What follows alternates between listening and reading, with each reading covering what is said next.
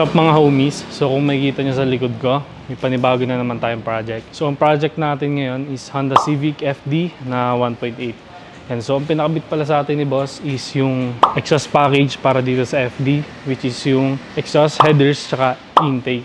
Yan. So kung makikita nyo dito, ito yung bago nating produkto na binibenta dito sa Notorious Motorsports. HKS Carbon Free Flow na muffler. Yan, kung makikita nyo dito, carbon yung tip niya, tapos medium can pa rin yung pinaka-canister.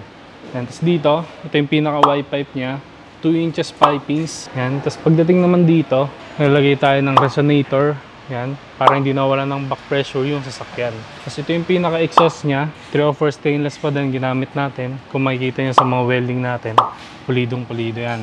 Tapos dito naman, kung makikita nyo dito, nagtanggal na tayo ng catalytic converter kasi nagpalagay din si boss ng custom headers. Yan. So itong flexible pipe, yan ang sasalalat ng vibration para hindi masira yung mounting sa may makina natin. Para hindi na rin mag-damage yung pinaka-exhaust tsaka yung headers. So yan mga homies. Kaya natin yung air intake system na kinabit natin sa kanya.